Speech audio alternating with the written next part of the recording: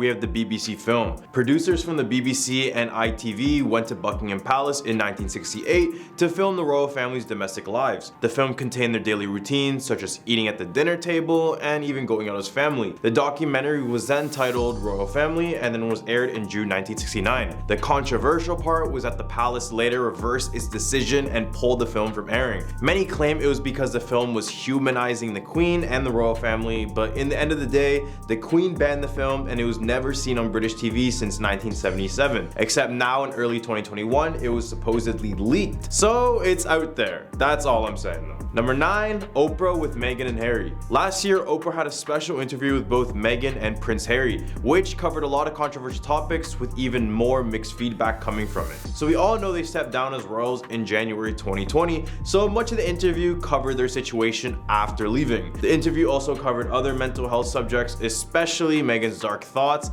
As well, Meghan critiqued the British monarchy as an institution with comments of racism. After the interview was aired, Buckingham Palace released a statement in response saying, quote, "The issues raised, particularly that of race, are concerning. While some recollections may vary, they are taken very seriously and will be addressed by the family privately. Harry, Meghan, and Archie will always be much loved family members." Do we really believe that? I don't think so. Number 8, Prince Harry and David Dimbleby. 2 years after Prince Charles and Diana called it quits back in 1994, Charles had a very serious interview with BBC journalist David Dimbleby. This was the exact interview where Charles announced to the world that he had an affair with Camilla Parker Bowles, causing worldwide backlash. Number 7, Prince Charles and Princess Diana's engagement interview. When Prince Charles announced his engagement with Princess Diana in 1981, the entire world was watching. In the book Diana in Her Own Words, Princess Diana said, quote, "We had this ghastly interview the day we announced our engagement, and this ridiculous reporter said, quote, 'Are you in love?' And this is exactly what happened." When Charles said whatever love means, it supposedly threw Princess Diana off a lot, basically traumatizing her. Number 6, Sarah Ferguson. In 1996, the Duchess of York had an interview with Oprah, which was also the same year she had a divorce from Prince Andrew.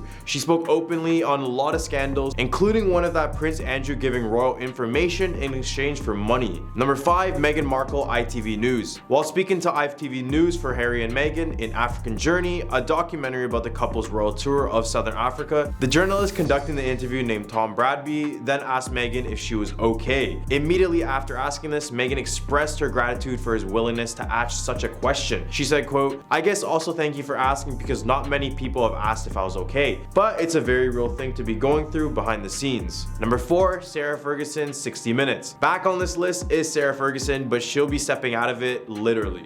In 2018, she had an interview with 60 Minutes Australia, but the moment they showed her footage of her scandal regarding Prince Andrew, she stepped out of the interview completely. Number 3, Prince Harry, NBC News.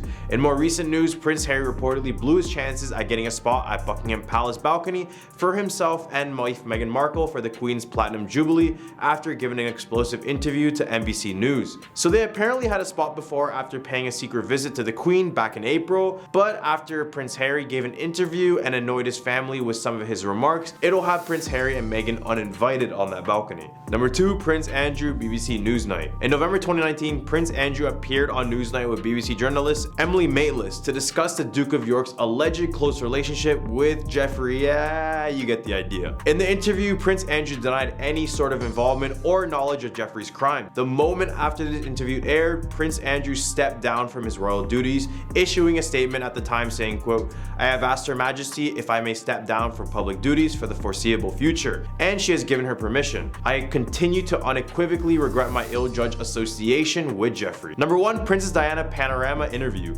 Princess Diana sat down with BBC journalist Martin Basher in November 1995 for an interview widely regarded as one of the most significant in UK's broadcasting history. The late royal discussed her time in the royal family, including her divorce from Prince Charles and his previous affair with Camilla Parker Bowles, during which she said the now most famous phrase, "There were 3 of us in this marriage." Many believed her real purpose of the interview was to damage her husband and his entire family's reputation, or just expose the royal family in general. But in reality, all she was doing was speaking the truth. Prince William and Prince Harry were very taken aback from the films and refused to watch it initially, but they eventually did. To this day, they claim the interview created a quote, false narrative. She sat with her legs crossed. For royal women, whenever they are sitting down, they are expected to sit with their legs and knees together while having their ankles crossed. Meghan, however, has not abided by those rules, which seem to annoy many royal family members and many people of the public. She shares her political views. Legally, members of the British royal family aren't supposed to voice political opinions, as they are a non-political entity. However, Meghan has broken this rule a couple of times. First, she proudly declared herself a feminist, and then she reportedly revealed that she was pro-choice, which I don't think there is an issue with, but some others do. She attended a royals-only event. In April 2018, Meghan joined Harry at the Commonwealth Youth Forum. This event usually only allows royal family members to join, and at the time, Meghan was only Harry's fiancé. She talked about Prince Harry in Vanity Fair. This technically happened before her engagement, but that's why it's even more unusual. Royal girlfriends don't typically discuss their relationship before they are engaged or married. She and Harry announced the birth of Archie on Instagram. Traditionally, the news of a royal baby being birthed is shared on a ceremonial easel placed outside the Buckingham Palace. But Meghan and Harry opted to announce the news on Instagram instead. Interesting choice. She wore a dress with a high slit. The palace prefers that the royals keep their wardrobes conservative, meaning the thigh-high slit that Meghan rocked while visiting Fraser Island in Australia caused some controversy. She wore a super short dress. Yet again, her legs caused issues. This time, it was a tuxedo dress the Duchess wore to a performance of Hamilton that had people saying she broke protocol with a short hem. She celebrated Christmas at Sandringham. Christmas at Sandringham is legendary, so much so that only spouses of the Queen's invitees are allowed to attend. Back in 2010, Kate didn't even get to go. When at the time she was engaged to Prince William, but she didn't marry him until April 2011. However, Prince Harry asked his grandmother to make an exception for Meghan in 2018, and she agreed, which angered many Kate Middleton fans. She signed an autograph. Royals aren't supposed to sign autographs for the simple reason that it makes their handwriting available to people who might use it for bad purposes. But during a January visit to Wales, Meghan broke this rule. When a 10-year-old asked for her signature, Meghan wrote "Hi Caitlin," thus signing without actually signing her own name. She closed her own car door. Royals do some normal things, but it's mostly when they aren't making official appearances. When Meghan closed her own car door during her first solo appearance as the Duchess of Sussex, the internet freaked out. An etiquette expert chimed in on why this is so noteworthy, explaining that when you're a member of the royal family, you have a member of staff to open and close the door for you. Prince Philip's sisters were German supporters. Prince Philip's sisters were each married to German princes, and eventually they developed friendships and ties with Adolf German supporters. His sister Cecile and her husband joined the party, and his sister Sophie married a director of the Third Reich's Ministry of Air Forces. Sophie even named one of her children Karl Adolf. Queen Elizabeth carried her own blood wherever she went. The Queen traveled all over the world and sometimes found herself in environments where access to blood was difficult to attain. Well, the solution? She and her doctors brought along the Queen's own blood, just in case she needed it. Clever. Weird, but clever nonetheless. King George V hid away his youngest son. Prince John was the youngest son of King George V, the Queen's grandfather. The young boy reportedly suffered from epilepsy, and the royal family developed a tactic to cope by hiding the child away from the public view.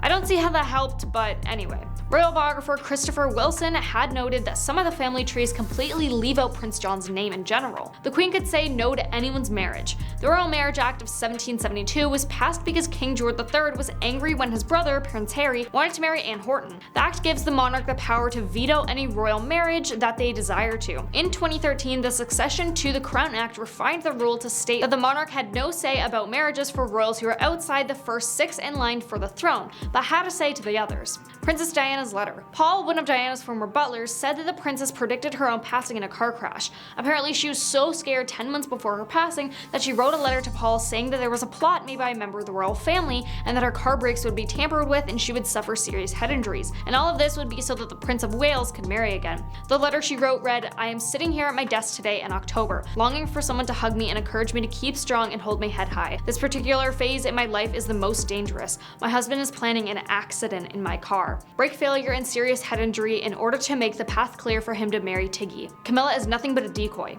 Queen Elizabeth sends secret messages with her purse. The Queen was always photographed with a handbag, which wasn't too much of a surprise. Like the rest of us, she probably had things she needed to carry around. But unlike the rest of us, it turns out Queen Elizabeth used her purses to send secret messages to her staff. If the Queen needs to get out of a conversation, she would very subtly shift her purse from the left arm to the right arm. As royal historian Hugh Vickers told People, the move is a signal that Elizabeth is done. It would be very worrying if you were talking to the Queen and saw a handbag move from one hand to the other. It would be done very nicely, someone would come along along and say, "Sir, the Archbishop of Canterbury would very much like to meet you." The royals have specific chores done for them. Growing up in a palace, the royals have become used to other people doing things for them. This reportedly includes Prince Charles having his shoelaces ironed every morning, and the Queen would have someone else break in her shoes for her. Some of you think, oh, they must be so lucky, but I honestly just think that's weird. Having someone else breaking your own shoes for you? Oh, and another one, Prince Philip never put toothpaste on his own toothbrush. He always had a staff member do it for him. The Queen's secret cousins. In 2011, a documentary aired on the British network Channel 4. It was called The Queen's Hidden Cousins and revealed a scandal that had avoided the public eye for decades. In the 1940s, mental disabilities weren't understood like they are today. The royal family viewed it as an embarrassment, and two of the Queen's first cousins, Nerissa and Catherine Bowes-Loyne, became victims. Nieces of the Queen's mother, the two girls were forced into a mental institution in 1941 and remained in care there for the rest of their lives, cut off from the royals forever. In the documentary, nurses who oversaw them stated that no members of the family ever came to visit the two sisters, who were unable to articulate speech but had great mischievous spirits. At christenings, they eat 7-year-old cake. At Prince Louis's christening, held on July 9, 2018 at St. James's Palace in London, the royal family served guests a cake from 7 years ago. The treat may sound stale, but it's actually quite a sweet British custom. The fruit cake served is a saved tear from Prince William and the Duchess of Kate's 2011 wedding cake, and has been laced with brandy to last many years. The sentimental confection was also served at little Louis's siblings, Prince George and Princess Charlotte's christening, though it probably tasted a bit fresher at their ceremonies. They aren't allowed to play Monopoly. Back in 2008, Prince Andrew was presented with a board game Monopoly. The gift giver likely didn't anticipate the royals' odd response to the kind gesture. "We're not allowed to play Monopoly at home," Prince Andrew disclosed. Why, you may ask? Well, apparently it gets too vicious, which is kind of creepy to think what happened in the past to have made it not be allowed at all. Meghan Markle has been the talk for quite some time now, and people have even speculated that she's been lying about a few things, which people were quick to call out. In this video, I'm going to talk about the top 10 times Meghan Markle's lies have been exposed. Number 10, Meghan said she was silenced. In the much talked about CBS interview with Oprah Winfrey that took place in 2021, Meghan was asked if she was silent or silenced, to where she said she was silenced, implying she had no freedom of speech. But that doesn't seem to be the case, as she was the guest editor for British Vogue magazine and had 73 public speaking engagements during the same time she claimed to have been silenced. Number 9,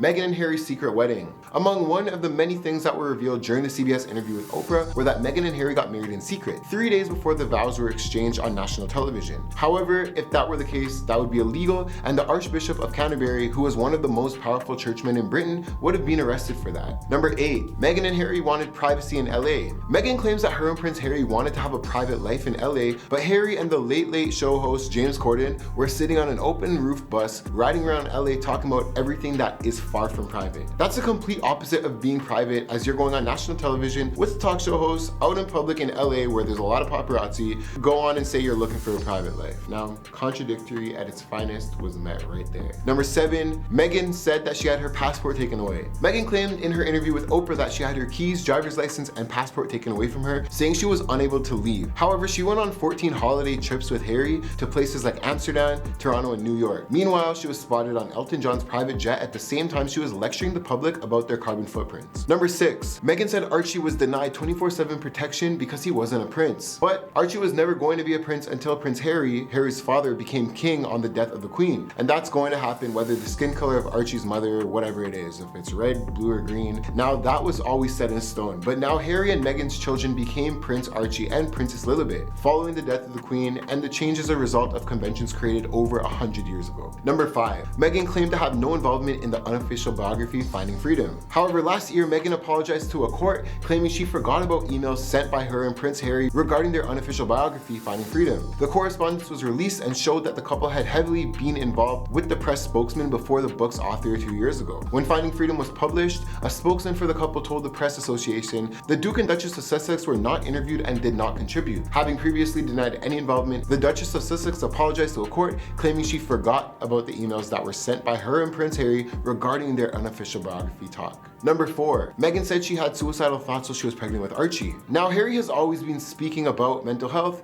and when Harry speaks about people who feel depressed or anxious or has suicidal thoughts, that they should go and get help immediately. Yet his wife was claiming that she was constantly feeling suicidal, and Prince Harry has never sought to help her. That is a little bit hard to believe, but that brings us into number 3. The royal family refused to help Meghan with her mental health. Now, Meghan broke down in tears in the Oprah interview, saying at times she felt like she didn't want to be alive anymore, but was told by the palace that she couldn't get help because it wouldn't be good for the institution. However, people don't believe that, and they do think it's a lie, as Prince Harry is attached to many of the biggest mental mental health charities in Britain. Number 2, apparently Archie was refused a royal title because of his skin color. One of the major moments from Oprah that made headlines around the world was the allegation that Meghan made about racism within the royal family, including comments made about her unborn son's skin color. But someone revealed that it was a conversation Harry had with someone way before they got married, years before Meghan said it happened. But so far, that's all just he said, she said stuff. Number 1, Meghan claimed that Kate made her cry. Now, in the interview with Harry and Meghan with Oprah in 2021, Meghan was asked if she made Kate cry before the wedding, and Meghan said the reverse happened, indicating Kate made her cry. However, in a new biography titled Revenge, Meghan, Harry, and the War Between the Windsors states that Kate burst into tears. There have subsequently been claims that the Duchess of Cambridge went to apologize and Meg threw her a peace offering with flowers in the bin. Now, those are the top 10 times Meghan Markle's lies were exposed. I want to hear from you in the comments below what you think about all these lies. Do you think these are facts, or do you think someone is bending the truth? Do you think I'm going too hard on this? Let me know, I'm waiting for you. Thanks for watching our videos, and we'll see you soon.